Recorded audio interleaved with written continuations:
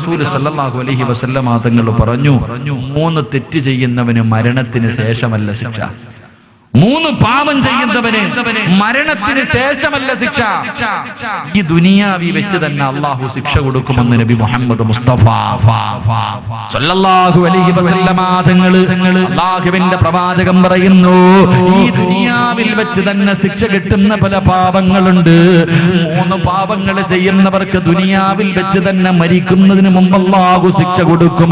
അതിലെ 1ാമത്തെ വിഭാഗം ആരെന്നറിയുവോ?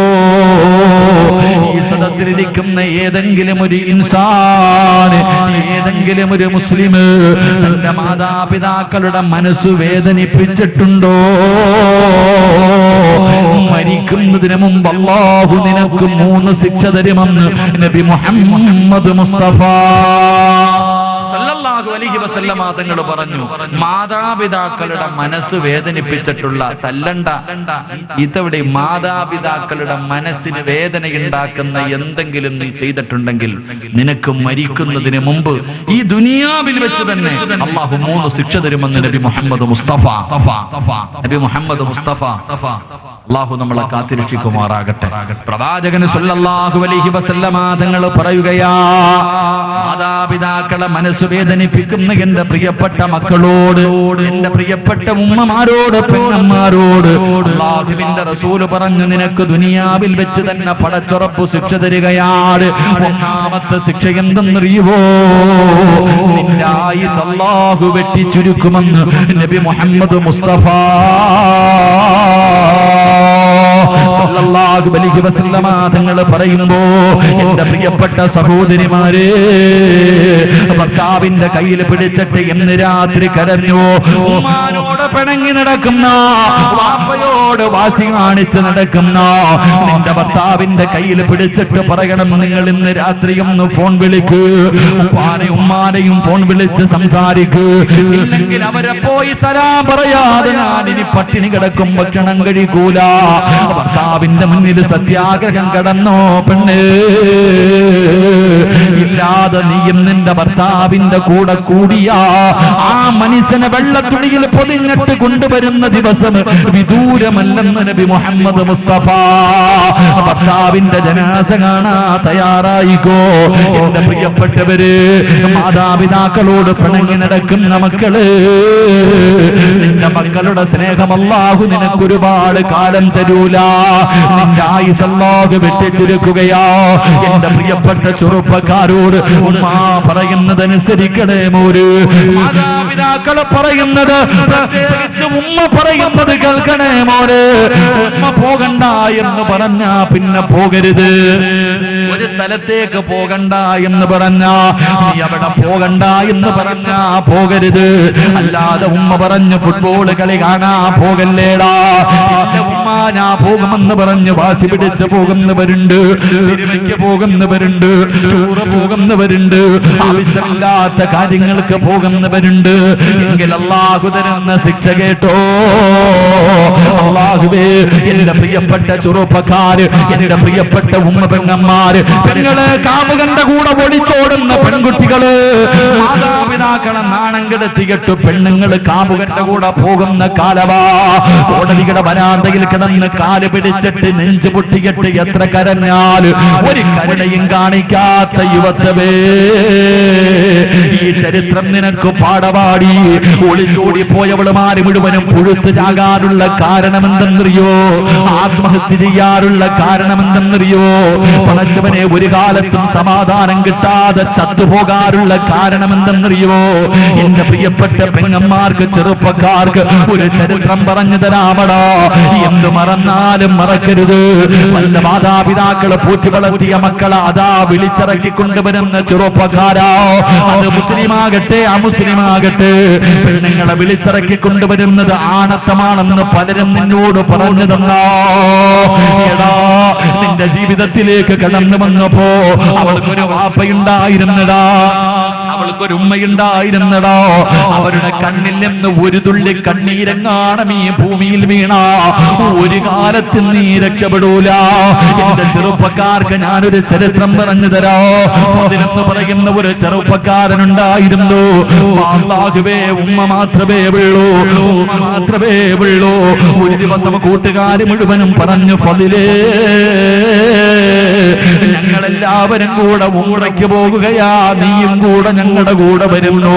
ഫളിലെന്ന് പറയുന്ന ചെറുപ്പക്കാരൻ പറഞ്ഞു, എന്റെ ഉമ്മയോട് ഞാൻ അനുവാദം ചോദിച്ചിട്ട് പറയാ. കൂട്ടുകാര് പറഞ്ഞു, നീ വരുന്നെങ്കിൽ നാളെ ഇന്ന സമയത്ത് നീ വരണമെന്ന് പറഞ്ഞിട്ട് കൂട്ടുകാര് മുഴുവനും പിരിയുകയാണ്. പടച്ചവരെ, ഫളിലെന്ന് പറയുന്ന ചെറുപ്പക്കാർ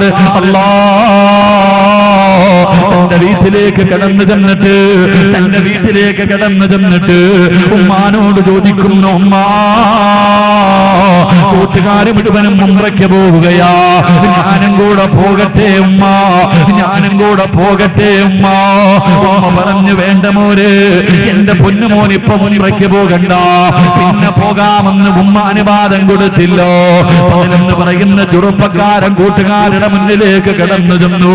എന്റെ ഉമ്മ എനിക്ക് അനുവാദം തന്നില്ല. കൂട്ടുകാര് മുഴുവനും കളിയാക്കുകയാണ്. ഉംറയ്ക്ക് പോലും പോകാൻ നിന്റെ ഉമ്മ അനുവാദം തരുന്നില്ലല്ലോ. എല്ലാവരും കളിയാക്കിയിട്ട് തിരിച്ചു നടക്കുകയോ. എന്ന് പറയുന്ന ചെറുപ്പക്കാരൻ വീട്ടിലേക്ക് കടന്നു വന്നു. ഉമ്മാനോട് ചോദിച്ചു, എന്റെ കൂട്ടുകാര് മുഴുവനും ഉംറയ്ക്ക് പോയുമ്മ, ഞാനും കൂടെ പോകട്ടെ. ഉമ്മ പറഞ്ഞു, നിന്നോട് പോകണ്ട എന്നാണ് ഞാൻ പറഞ്ഞത്. പക്ഷേ ആ ചെറുപ്പക്കാരന് ദേഷ്യം വന്നു. വീടിന്റെ അകത്തേക്ക് കിടന്നു. അവിടെ നിന്ന് ചിന്തിച്ചു, അല്ലാഹ് ഉംറയ്ക്കാണല്ലോ, നല്ല കാര്യത്തിന് വേണ്ടിയാണല്ലോ, പാപം ചെയ്യാനല്ലല്ലോ. ഉമ്മാന്റെ അനുവാദമില്ലാതെ വീട് വിട്ടിറങ്ങുകയാണ്. ഉമ്മ പോകല്ലേ പോകല്ലേ എന്ന് പറഞ്ഞിട്ട് കേൾക്കാതെ ഫളിലെന്ന് പറയുന്ന പൊന്നുമകൻ വീട് വിട്ടിറങ്ങുകയാ. അല്ലാഹുവേ, അവസാന യാത്ര തുടങ്ങി. മനസ്സിന്റെ അകത്തൊരു സമാധാനമില്ല. കൂട്ടുകാരൊക്കെ പോകുകയും ചെയ്തു. ഉമ്മാന്റെ പൊരുത്തമില്ലാതെയാണ് ഇറങ്ങിയത്. അവസാനം ചിന്തിച്ചു, നാദാ, 2 റക്അത്ത് നിസ്കരിക്കാൻ തമ്പുരാന് നമസ്കരിച്ച സമാധാനം കിട്ടുമല്ലോ. ഫളിലെന്ന് പറയുന്ന ചെറുപ്പക്കാരൻ കയറി ഉളുവെടുത്തിട്ട് നിസ്കരിക്കുകയോ. നിസ്കാരം കഴിഞ്ഞ് വെളിയിലേക്ക് ഇറങ്ങുമ്പോ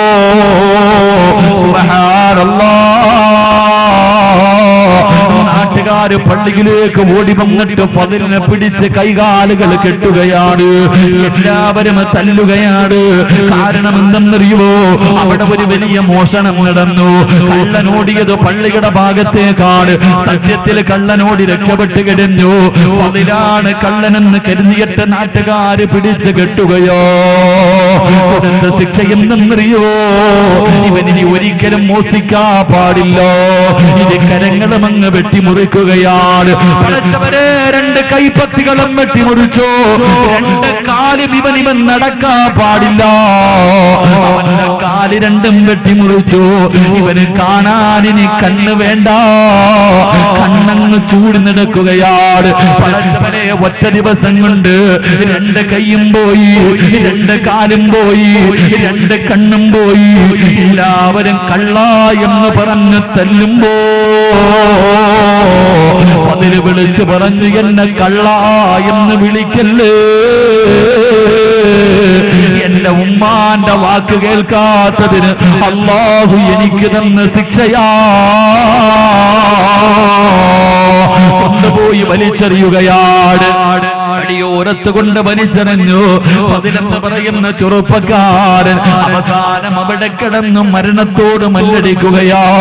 യാചിക്കുന്നു, എന്റെ ദുനിയാവ് നഷ്ടമായി, എന്റെ ആഖിറം കൂടെ നഷ്ടപ്പെടുത്തല്ലേ അല്ലാഹ്. മരിക്കുന്നതിന് മുമ്പ് എനിക്ക് എന്റെ ഉമ്മാനോടൊന്ന് പൊരുത്തം ചോദിക്കാരാ. മരിക്കുന്നതിന് മുമ്പ് എന്റെ ഉമ്മാനോടൊന്ന് പൊരുത്തം ചോദിക്കാരാ. അള്ളാനെ ഓർത്തിട്ട് ആരെങ്കിലും എന്നെ ഒന്ന് സഹായിക്കുവോ. മലരാരണ്യത്തിന് വഴിയോരത്ത് കിടന്ന് യാചിക്കുകയാ. ഏതോ യാത്രക്കാര് അള്ളാന്റെ പേര് പറഞ്ഞിട്ട് യാചിക്കുന്നത് കണ്ടപ്പോ അവിടെ പറഞ്ഞ അടയാളം വെച്ചൊരു വീടിന്റെ മുന്നിൽ കൊണ്ടുവച്ചു. വീടിന്റെ കവാടം തുറന്നു. ഒരു ഒരു പ്രായമുള്ള ഉമ്മ ഇറങ്ങി വന്നു. അവര് ചോദിച്ചു, ഉമ്മ, ഈ കിടക്കുന്ന ചെറുപ്പക്കാരനെ അറിയുമോ ഉമ്മ? ഉമ്മ നോക്കുമ്പോ രക്തത്തിൽ കുളിച്ച് കിടക്കുകയാ. അവന് കണ്ണില്ല, കൈയില്ല, കാലില്ല. ആരാണെന്ന് തിരിച്ചറിയാൻ കഴിയുന്നില്ലോ. ഉമ്മ പറഞ്ഞു, എനിക്കറിയില്ല. ഉമ്മാന്റെ ശബ്ദം കേൾക്കുമ്പോ ഫദില് വിളിക്കുന്നു, ഉമ്മ, ഞാനാടുമ്മ, ഉമ്മാടെ പൊന്നുമോന് ഫദിലാ ഉമ്മ. ഉമ്മയുടെ വാക്ക് കേൾക്കാതെ ഇറങ്ങിപ്പോയതിന് അല്ലാഹു എനിക്ക് തന്ന ശിക്ഷയാണുമ്മ. കള്ളു കുടിക്കാൻ പോയതല്ലടോ, വ്യഭിചരിക്കാൻ പോയതല്ലടോ, സിനിമയ്ക്ക് പോയവനല്ലടോ, കറങ്ങാൻ പോയവന്റെ കഥയല്ല, ഒളിച്ചോടിയവന്റെ കഥയല്ല. പെങ്ങള് പടച്ചറപ്പിന്റെ കഅബാലയത്തിൽ പോകുന്നത് നല്ല കാര്യമല്ലേ? അല്ലാഹുവിന്റെ പള്ളിയിൽ ഉംറയ്ക്ക് പോകുന്നത് നല്ല കാര്യമാണ്. പക്ഷേ ഉമ്മയുടെ അനുവാദമില്ലാതെ പോയവന് അല്ലാഹു കൊടുത്ത ശിക്ഷ ഇതാണെന്ന് ചരിത്രം പറയുമ്പോ, മാതാപിതാക്കളുടെ മനസ്സ് വേദനിപ്പിക്കുന്ന മക്കൾക്ക് അല്ലാഹു കൊടുക്കുന്ന ഒന്നാമത്തെ ശിക്ഷ, അല്ലാഹു നിങ്ങളുടെ ആയുസ് വെട്ടിക്കുറയ്ക്കുമെന്ന് നബി മുഹമ്മദ് മുസ്തഫ. രണ്ടാമത്തെ ശിക്ഷ എന്തെന്നറിയോ? രണ്ടാമത്തെ ശിക്ഷ എന്തെന്നറിയോ? മാതാപിതാക്കളുടെ മനസ്സ് വേദനിപ്പിക്കുന്നവന് അല്ലാഹു ഒരു നല്ല മരണം കൊടുക്കൂല. ഈ ലോകത്ത് നിന്ന് യാത്ര പറയുമ്പോ നിനക്ക് റബ്ബ് ലാ ഇലാഹ ഇല്ലല്ലാഹ് പറഞ്ഞിട്ടുള്ളൊരു മരണം നിനക്ക് തരൂല. നിന്റെ അവസാനം മോശമാ, നിന്റെ അവസാനം മോശമാ, നിന്റെ ആഖിബത്ത് മോശമാകുമെന്ന് നബി മുഹമ്മദ് മുസ്തഫ. നബി മുഹമ്മദ് മുസ്തഫ, നബി മുഹമ്മദ് മുസ്തഫ. അല്ലാഹുവേ, മക്കയിൽ പോകുന്നത്, ഉംറയ്ക്ക് പോകുന്നത് നല്ല കാര്യല്ലേ? പരമനുഷ്യന്മാരെ നല്ല കാര്യല്ലേ? എന്നാ ഉമ്മ മകനോട് പറഞ്ഞു പോകണ്ട. ഉമ്മ പറഞ്ഞു പോകണ്ട. മോൻ പോയപ്പോ അല്ലാഹു കൊടുത്ത ശിക്ഷ ഇതായിരുന്നു. അല്ലാഹു കാത്തിരക്ഷിക്കുമാറാകട്ടെ. പിന്നെ നാട്ടുകാരുടെ മുന്നിൽ 18 കൊല്ലം പോറ്റി വളർത്തിയ ഉമ്മാനെ നാണം കെടുത്തിയിട്ട് പോകുന്നവർക്ക് അല്ലാഹു പിന്നെ സ്വർഗം കൊടുക്കോ? അവള് പുഴുത്തല്ലേ ജാവത്തുള്ളൂ, അവള് പുഴുത്ത് തന്നെ ജാവും. അല്ലാഹു നമുക്ക് ഈമാൻ തരുമാറാകട്ടെ. 2, മാതാപിതാക്കളുടെ മനസ്സ് വേദനിപ്പിക്കുന്നവന് നല്ല മരണം കിട്ടൂല. അൽഖമർ റളിയല്ലാഹു തആല അൻഹു ഉമ്മാനെക്കാളും സ്നേഹം ഭാര്യയോടാണ്. ഒരു ഉമ്മയ്ക്ക് തോന്നിയതാ, ഉമ്മാൻ അങ്ങനെ തോന്നിയതാ. അൽഖമർ റളിയല്ലാഹു തആല അൻഹുവിന് ഉമ്മാനെക്കാളും സ്നേഹം ഭാര്യയോടാണെന്ന് ഉമ്മയ്ക്ക് തോന്നിയപ്പോ ഒന്ന് മനസ്സൊന്ന് വേദനിച്ചു, അത്രേ ഉള്ളൂ. തല്ലിയതും ചീത്ത വിളിച്ചതും പട്ടിണി കിട്ടുന്നല്ല. ഉമ്മാന്റെ മനസ്സൊന്ന് വേദനിച്ചപ്പോ മരണസമയത്ത് ഷഹാദത്ത് കലിമ പറയാൻ കഴിഞ്ഞല്ല എന്ന് ചരിത്രം പഠിപ്പിക്കുന്നു. അവസാനം ഉമ്മ പൊരുത്തം കൊടുത്തപ്പോഴാ അതിന് കഴിഞ്ഞത്. അല്ലാഹു നമുക്ക് ഈമാൻ നൽകുമാറാകട്ടെ. 3 അല്ലാഹുവിന്റെ പ്രവാചകൻ അവിടെന്ന് പറയുകയാ, മാതാപിതാക്കളെ വേദനിപ്പിക്കുന്ന മക്കൾക്ക് അല്ലാഹു കൊടുക്കുന്ന ഒന്നാമത്തെ ശിക്ഷ ആയുസ് വെട്ടിക്കുറയ്ക്കുകയാണ്. 2 നല്ല മരണമില്ല. 2 നല്ല മരണമില്ല. മൂന്നാമത് അല്ലാഹു തരുന്ന ശിക്ഷ നിന്നുകൊണ്ട് കേൾക്കും മനുഷ്യ. പറ്റുമ്മാനെ വേദനിപ്പിക്കുന്ന, ഉപ്പാനെ ചീത്ത വിളിക്കുന്ന എന്റെ പ്രിയപ്പെട്ട മക്കള് കേട്ടോ. അല്ലാഹുവേ, ഈ അടുത്ത് ഞാനൊരു രോഗം പിടിച്ച് കിടക്കുന്ന മനുഷ്യനെ കാണാൻ ചെന്നു. ഒരുപാട് കൊല്ലം ഗൾഫിൽ കിടന്ന് ഭാര്യക്കും മക്കൾക്കും വേണ്ടി ജീവിച്ച മനുഷ്യനാ. അവസാനം പടച്ചവനെ ഇന്ന് ക്യാൻസറാ. മൂത്രം ഇങ്ങനെ മുറിവിലൂടെ പൊക്കൊണ്ടിരിക്കുകയാ. കാണാൻ ചെന്നപ്പോ, ഉസ്താദേ, എന്റെ മക്കൾ എന്റെ കഴുത്തിൽ പിടിച്ച് ഞെരിക്കുന്ന ഉസ്താദ്, എന്നെ തല്ലുന്ന ഉസ്താദ്, എന്റെ ഭാര്യ എന്റെ മുറിവിന്റെ അകത്തിട്ട് ഇടിക്കുകയാ. എനിക്ക് മരിക്കാൻ വേണ്ടി ഒന്ന് ദുആ ചെയ്യൂ. അല്ലാഹുവേ, മാതാപിതാക്കളെ വേദനിപ്പിക്കുന്ന മക്കളുണ്ട്. അല്ലാ, ഒരു പണക്കാരന്റെ മകളെ നിനക്ക് ഭാര്യയായിട്ട് കിട്ടിയപ്പോ അല്ലാഹുവേ പെറ്റതള്ളയെ നിനക്ക് തിരിഞ്ഞു നോക്കാൻ സമയമില്ല. ഇന്നവരെ നിനക്ക് അധിക പറ്റായല്ലോ.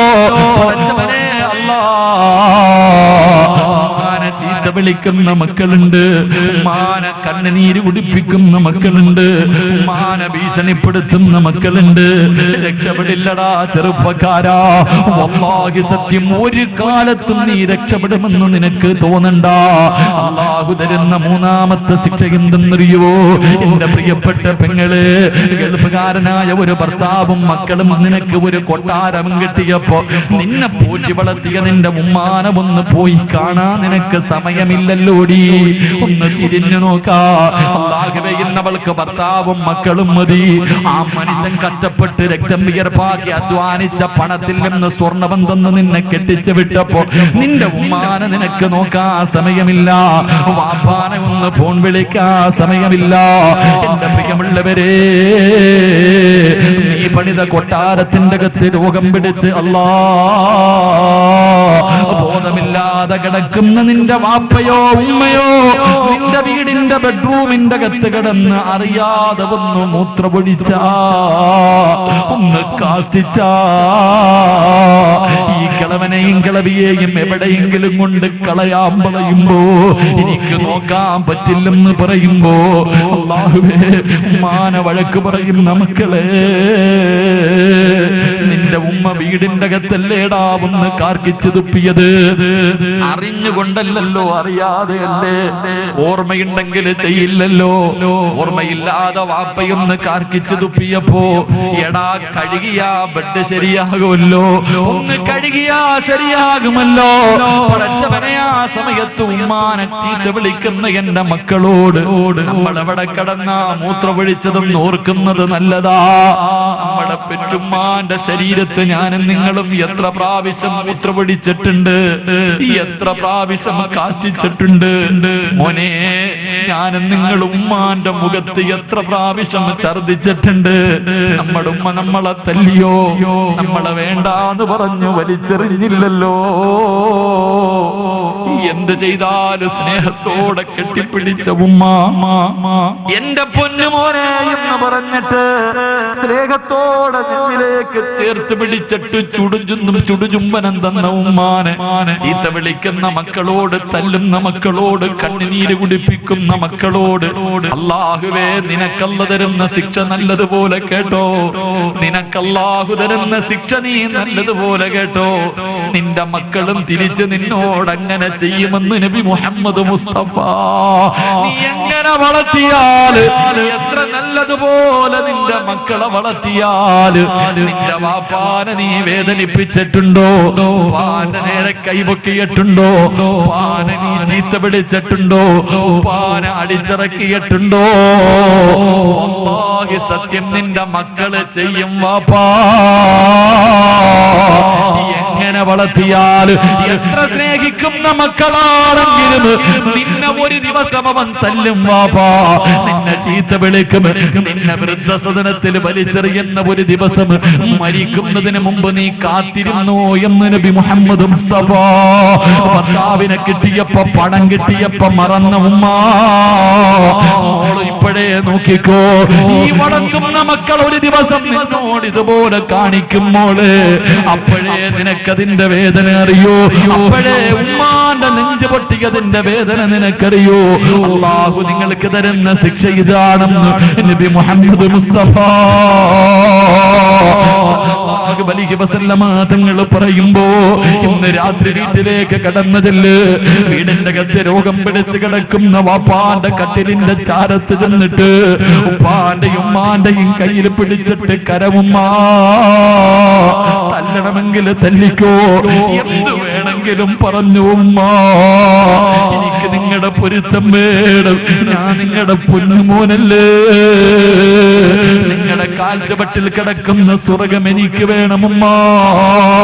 ഉമ്മാനോട് പൊരുത്തം ചോദിച്ചോ, വാപ്പായോട് പൊരുത്തം ചോദിക്കാതെ കിടക്കല്ലേ. മാസങ്ങളായിട്ട് ഫോൺ വിളിക്കാത്ത പെണ്ണ് ഈ പാതിരാത്രി വിളിക്കുമോള്, ഉമ്മ ഒരിക്കലും നിന്നെ കുറ്റം പറയൂല. നിന്റെ വിളി കാത്ത് കിടക്കുകയാ, നിന്റെ ഒരു വിളിയും കാത്ത് കിടക്കുന്ന ഉമ്മ. എന്തേ മോള്, എന്റെ മോക്ക് സുഖമാണോ? ഈ പാതിരാത്രി പിടിച്ചാലും ഉമ്മ നിന്റെ വാക്ക് വല്ലാതെ ഇഷ്ടമാ പൊന്നുമോള്. അതുകൊണ്ട് ജീവിച്ചിരിക്കുന്ന മാതാപിതാക്കളോട് ഒരുത്തൻ ചോദിക്കാതെ കിടക്കല്ലേ. നീ പള്ളിക്കാട്ടിലാണെങ്കില് 6 അടി മണ്ണിന്റെ കെട്ടാണെങ്കില് നാളെ രാവിലെ നിന്റെ ഉപ്പാന്റെ കബറിന്റെ ചാരത്ത് പോകണേ. പല മക്കൾക്കും മാതാപിതാക്കളുടെ കബർ എവിടാണെന്ന് പോലും അറിയൂല. എവിടെയാണ് തന്റെ ഉപ്പയുടെയും ഉമ്മയുടെയും കബറെന്ന് പോലും അറിയാത്ത മക്കളുണ്ട്. നാളെ പോകടാ, പള്ളിക്കാട്ടിലേക്ക് കടന്നു ചെന്നിട്ട് അസ്സലാമു അലൈക യാ അബീ, അസ്സലാമു അലൈക യാ ഉമ്മീ. മാതാപിതാക്കളുടെ കബറിന്റെ ചാരത്ത് ചെന്നിട്ട് പൊട്ടിക്കരന്നുകൊണ്ടും എനിക്ക് പൊരുത്തം തരണേ. ഉമ്മകത്ത് കിടന്ന് കേൾക്കുവടാ. ഞാനും നിങ്ങളും പറയുന്നത് മുഴുവനും നമ്മുടെ ഉമ്മ കേൾക്കുന്നുണ്ട്, നമ്മുടെ വാപ്പ കേൾക്കുന്നുണ്ട്. അല്ലെങ്കിൽ എന്റെ പ്രിയമുള്ളവരെ, പ്രവാചകൻ പറഞ്ഞു എല്ലാ വെള്ളിയാഴ്ച ദിവസവും നമ്മൾ ഒരാഴ്ച, ഒരു വെള്ളിയാഴ്ച മുതൽ അടുത്ത വെള്ളിയാഴ്ച വരെ ചെയ്ത നല്ല കാര്യം മുഴുവനും കബറിന്റെ അകത്ത് കൊണ്ട് കാണിക്കും, മോശമായതും കൊണ്ട് കാണിക്കും. ആ സമയത്ത് നീ ചെയ്ത വൃത്തികേടുകൾ കണ്ടിട്ട് നിന്റെ മാതാപിതാക്കള് കരയും മോനെ. അതുകൊണ്ട് പൊരുത്തം ചോദിക്കാൻ മറക്കല്ലേ. അല്ലാ, ഞങ്ങളുടെ മാതാപിതാക്കളുടെ പൊരുത്തം കിട്ടിയ മക്കളില് ഞങ്ങളെ പെടുത്തണേ അല്ലാ. പലപ്പോഴും പലതും പറഞ്ഞു പോയിട്ടുണ്ട്, അറിയാതെ വന്നു പോയതാ അല്ലാ. ഞങ്ങളുടെ മക്കൾ അതിന് പകരം ഞങ്ങളോട് തിരിച്ചു ചെയ്യല്ലേ, ഞങ്ങളോട് തിരിച്ചു ചെയ്യല്ലേ നാഥാ. റബ്ബേ, എല്ലാം നീ പുറത്തു മാപ്പാക്കണേ അല്ലാ. അല്ലാഹു നമുക്ക് ഈമാൻ നൽകുമാറാകട്ടെ. അല്ലാഹു നമുക്ക് ഈമാൻ നൽകുമാറാകട്ടെ. നീ നിന്റെ ഉമ്മാന്റെ മനസ്സ് വേദനിപ്പിച്ചിട്ടുണ്ടെങ്കിൽ കാത്തിരുന്നോ, സത്യമായിട്ടും നിന്റെ മക്കള് നിന്നോടത് ചെയ്യും. നീ ഉമ്മാനെ ചീത്ത വിളിച്ചിട്ടുണ്ടെങ്കിൽ, പാപ്പാനെ നീ അടിക്കാൻ കൈപൊക്കിയിട്ടുണ്ടെങ്കിൽ, ആ പാപങ്ങളെ നീ കണ്ണുനീര് കുടിപ്പിച്ചിട്ടുണ്ടെങ്കിൽ, നീ എങ്ങനെ വളർത്തിയാലും നിന്റെ മക്കള് തിരിച്ചത് ചെയ്യും. അല്ലാഹു കാത്തിരക്ഷിക്കുമാറാകട്ടെ. അല്ലാഹു കാത്തിരക്ഷിക്കുമാറാകട്ടെ.